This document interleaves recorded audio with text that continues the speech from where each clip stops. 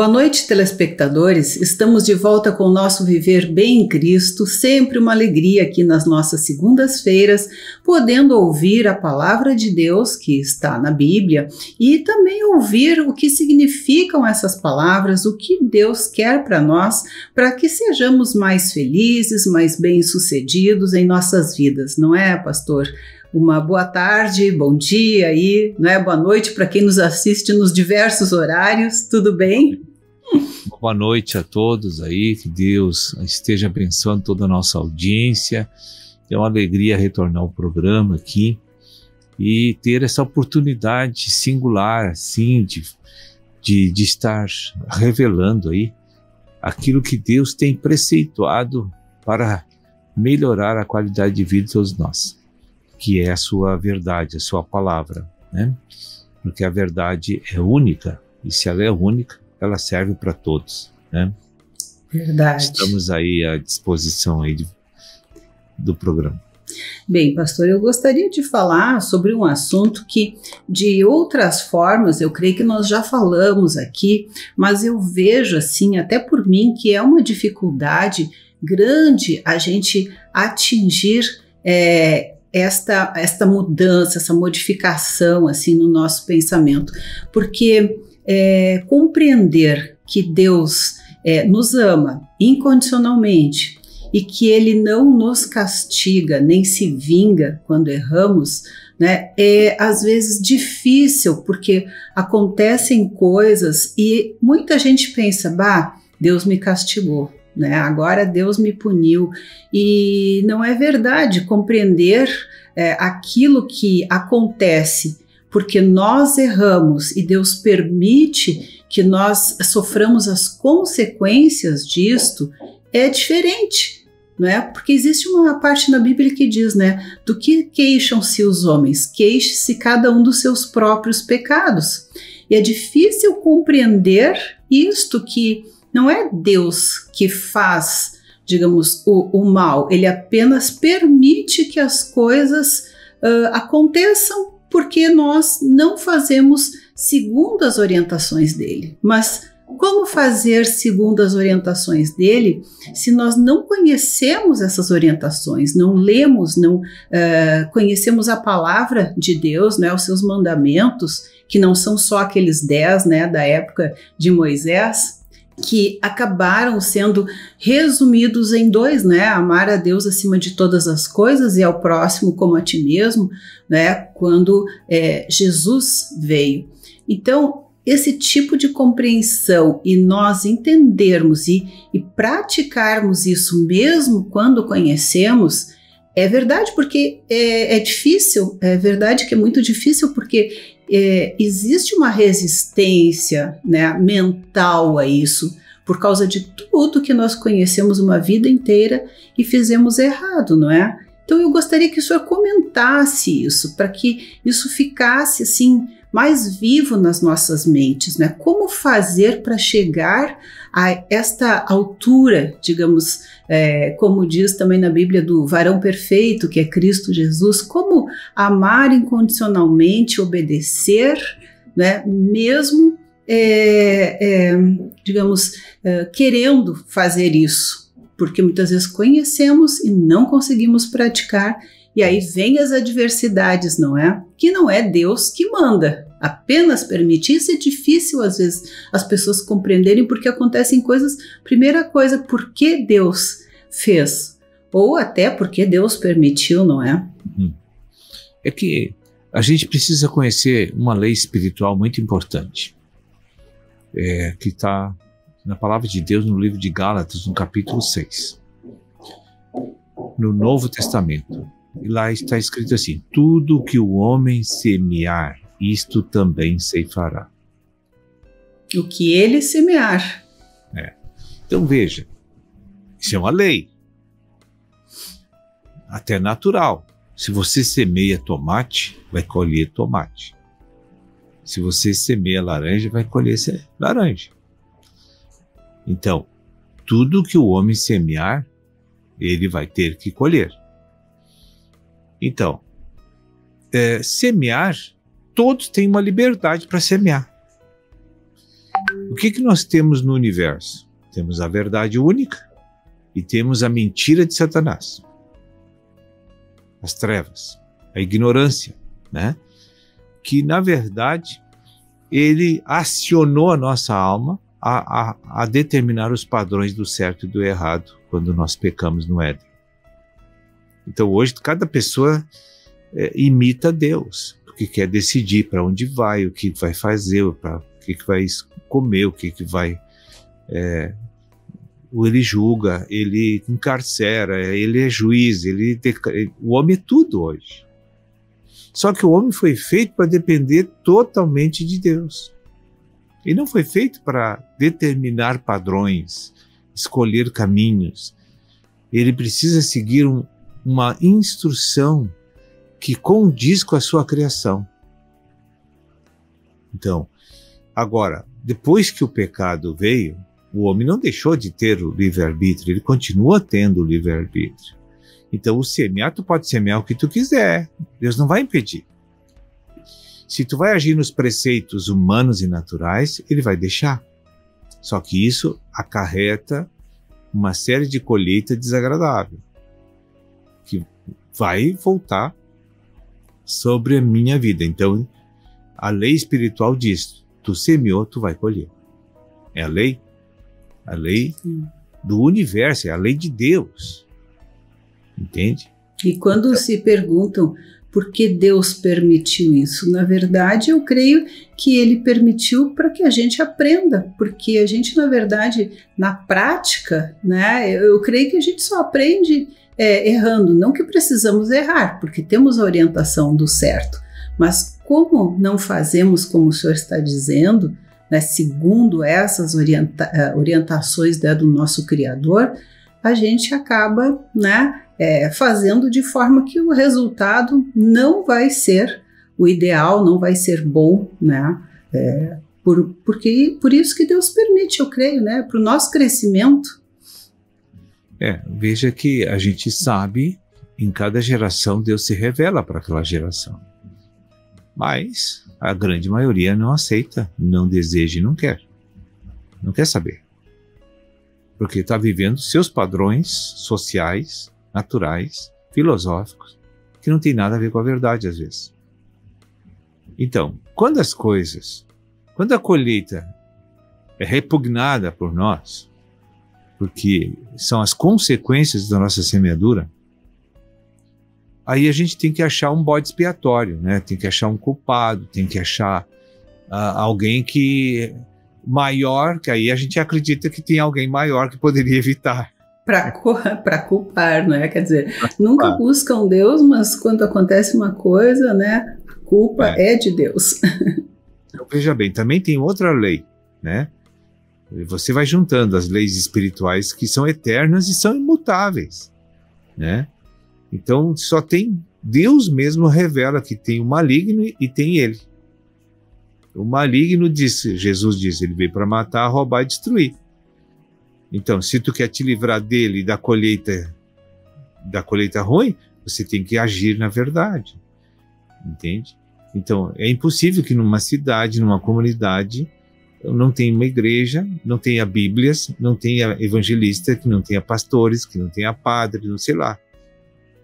Então a pessoa não busca Deus porque não deseja, não quer, não gosta. Mas se quiser ter uma vida melhor, vai precisar conhecer, não é? Deus proporciona, Deus não condena ninguém sem proporcionar a oportunidade de ele receber a instrução do Salvador e do Criador. Ele não condena pessoas sem dar essa oportunidade. Eu tenho certeza disso que eu estou falando, né? Agora, a gente sempre quer, quando está colhendo coisa ruim, é porque há anos eu venho resistindo à verdade, os padrões da verdade, e aí Deus tem que deixar ver que aquelas decisões e aqueles caminhos que eu estou tomando é uma semeadura que me traz colheita ruim. Então, como é que Deus vai convencer uma pessoa que não o quer, se não deixar fazer com que as suas próprias atitudes seja aquilo que vem sobre ela de negativo? Não tem como convencer ela. Se tudo que ela faz, Deus vai botar a mão em cima e não vai deixar vir coisa ruim para ela, Ele nem pode fazer isso por causa da legalidade espiritual. Sim. Porque quando você peca e transgride o mandamento de Deus, o inimigo adquire direito de te usar. Verdade. E isso serve para as pequeninas coisas, até as maiores e até as grandes coisas. E não só as grandes coisas que são visíveis, né? Os erros mais visíveis e claros, né? Mas para aquelas pequeninas coisas que atrapalham a vida da gente, porque mexe com as nossas emoções, especialmente. E ainda mais especialmente, né, como o senhor já nos disse uma vez, quando envolve família, as pessoas que amamos, né? E, enfim. Bem, pastor, eu tenho muitas perguntas aqui ainda, né, para fazer, mas depois dos nossos comerciais, nós já voltamos aí e esclarecendo então um pouquinho mais destas palavras que Deus nos deixa aí para que nós possamos aprender.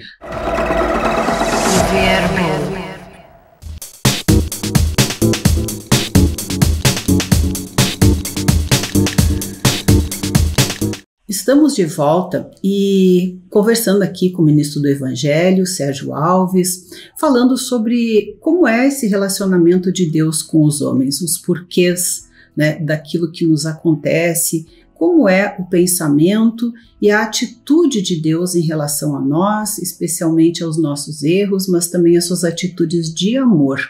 E eu estou lendo um livro, já pela segunda vez, né, lá da editora Vento Sul, que se chama Esposa em Modelação. No caso, a esposa somos nós, a Igreja de Cristo, né? Cada um de nós é igreja, e a igreja digamos assim, a esposa de Cristo. E ela é uma auxiliadora, não é? Ela não vem nem para fazer o bem, nem para fazer o mal, ela vem para auxiliar Cristo nesse crescimento das pessoas, né, para que sejam salvas. E eu queria já, assim, para as pessoas compreenderem bem aquilo que a gente fala, o senhor já falou também, mas agora começando assim, para que sejamos salvos. O que é então a salvação e por que nós precisamos dela? Sucintamente. O homem nasceu em pecado e separado de Deus por causa do pecado humano, né? Então Jesus foi enviado por Deus como aquele que ia pagar nosso débito impagável. Então Jesus foi para a cruz, Deus puniu no Filho todos os pecados e as transgressões dos homens. Então quando Jesus arrebentou o lacre da sepultura e voltou para os céus, Deus começou a dispensar salvação para os homens. Ou seja, o próprio Espírito de Deus começou a entrar no coração dos homens, no espírito dos homens. E isso configura a salvação. Então, isso acontece por meio de uma profissão de fé, de uma declaração de fé dos nossos lábios, porque eu tenho crença no coração de que Jesus veio em carne e pagou pelos nossos pecados e nos concede então a vida eterna. E a partir dessa habitação interna do Espírito, somos recriados, segundo Deus, para nunca mais sermos corruptíveis. Transformados, né? E o senhor falou em fé, né? E a palavra diz que a salvação vem pela fé e não por obras. Essa declaração dos lábios, né? E porque tem uma crença no coração de que a justiça divina se processou através da morte do Filho e a ressurreição do Filho. Veio a salvação. Então, se Jesus ressuscitou dos mortos, é porque ele não tem pecado. E ele poderia pagar a conta de todo mundo. Né? Sim. Bem, e outra coisa, assim, né, que eu vi é que fala que se a gente buscar, né, e pedir a Deus, Ele próprio vai gerando essa transformação, porque por nós mesmos, pela nossa força de vontade, nós não conseguimos, né? A gente quer, se esforça, né, e quando vê, incorre no erro de novo, né? Então, quando isso acontecer, isso vai fluir naturalmente de nós, sem esforço. É dessa forma, né? E é uma coisa assim que eu particularmente almejo muito, né? Não ter que me esforçar para não errar. E não digo errar assim visivelmente, mas até nos pensamentos. Que bom se os nossos pensamentos já fossem transformados quando a gente está frente a uma situação e o nosso pensamento muda, a nossa visão muda em relação àquilo, ao que a gente vê acontecendo, à questão das ofensas, do perdão, né, especialmente. Todos os convicções e preceitos, os quais estão regendo a minha vida, quando isso muda dentro da minha cabeça, é óbvio que tem alguém ministrando ensinamentos novos dentro de nós de forma subjetiva por meio da nossa intuição e da nossa consciência. Então, de onde é que vem esse ensino subjetivo? Vem do Espírito Santo que adentrou nele para salvá-lo, que está morando nele. Lá em 1 Coríntios, no capítulo 6, versículo 9, diz que não sabeis que o Espírito Santo habita em vós? Ele disse. E outra passagem complementando, que Deus entrou no homem para restaurar a alma do homem que está totalmente doente e equivocada, para que através dessa alma Deus passe a tê-la no seu poder, sob o seu poder, para expressar a divindade de Deus na terra. Então, quando isso ocorre, isso é uma compulsão de uma natureza que já está em nós. Que eu não preciso fazer nenhum esforço para xingar, né? Para xingar uma pessoa, eu não faço curso. Não, tem que fazer curso para não xingar. Para não xingar, exatamente. Então, o normal para mim é pecar. Sim. Porque eu nasci com a natureza pecaminosa e a profissão dela é pecar. Então, se eu tenho uma natureza, eu não faço esforço para a compulsão da natureza. Aquilo é natural, aquilo flui. Flui. Isso, ao mesmo tempo, né, que é frustrante, porque nós nos sentimos frustrados porque a nossa própria força não consegue, né? Ao mesmo tempo é uma bênção, né? É uma coisa maravilhosa, porque não precisar se esforçar, né? Isso fluir naturalmente, né? É maravilhoso. As pessoas vão ter paz, não vão ter amargura, não vão ter aquela ansiedade, aquela dor no peito, ou, aquela dor de cabeça, até dor de barriga, né? Mas as dores da alma, na verdade, né? Então, isto é realmente, eu diria assim, um sonho de consumo, como se diz, ser transformado e não ter que se esforçar mais, mas que ser naturalmente, né, fluir o Espírito Santo de Deus, que é perfeito, né, que é amor. Quando isso acontecer, já não sou eu que estou fazendo, mas Cristo que habita em mim está fazendo. E a maneira para isso é só ler, porque a gente não adianta ficar... Claro, a gente exige um grau de dedicação, e a gente praticar, na verdade, né? Mas... Qual é a maneira para você ser um médico? Você tem que estudar. Sim. Estuda anos, daqui a pouco tu é um médico, uma médica. Por quê? Porque você primeiro buscou o conhecimento, depois foi praticar. É verdade, e daí as coisas depois, né, da prática fluem automaticamente, né? Então. Tudo é esse processo de reversão para Deus, né? A gente precisa voltar para Deus. É uma transformação, afinal de contas, né? Uma bela pintura, uma bela obra, ela é pintada aos pouquinhos, né? Até formar, né, aquela imagem completa. Bem, pastor, uma outra coisa também que eu vejo assim, né, que a gente age pela razão. E a Bíblia diz que nós não devemos agir pela razão, mas sim pela fé, que a razão é inimiga do homem, é inimiga da fé. E eu creio que há uma confusão grande, porque no início eu pensava assim, poxa, mas como é que eu não vou usar a minha razão, né? Eu aprendi e estudei, e, né, tecnicamente, né, isto eu sei, como é que eu não vou agir pela razão nas coisas que eu faço, dentro daquilo que eu fui capacitada a fazer? Mas E isso eu gostaria de desfazer um pouco essa confusão, porque na verdade isso fala, essa questão da razão, eu creio, e gostaria que o senhor dissesse, é em relação aos ensinamentos de Deus, como por exemplo, né, perdoar.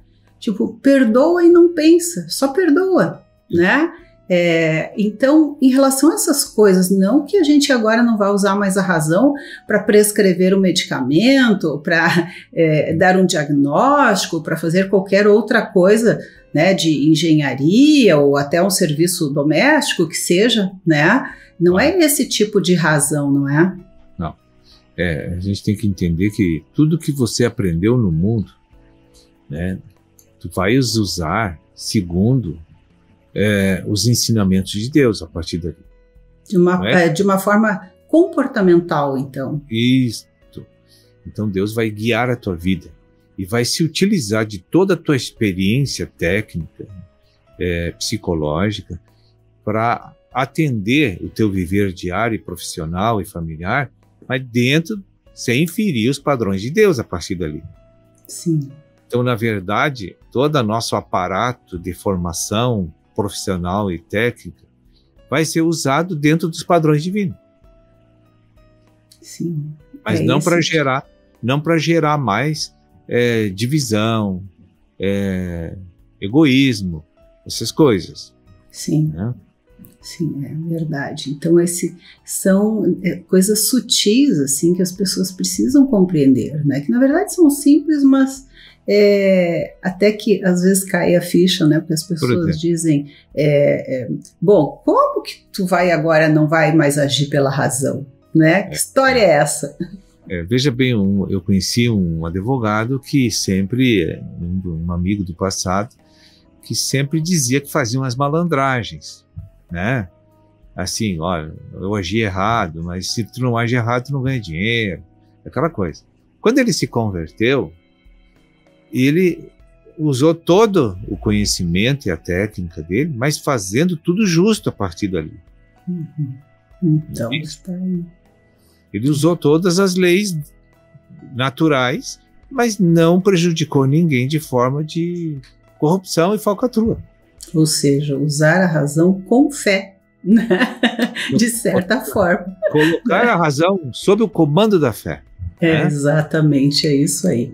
Bem, pastor, infelizmente o programa passou rapidinho aí, estamos chegando ao fim, mas queremos estar novamente aqui com o senhor na próxima semana com o nosso Viver Bem em Cristo. Muito obrigada. Amém. Que Deus abençoe a todos. Viver bem.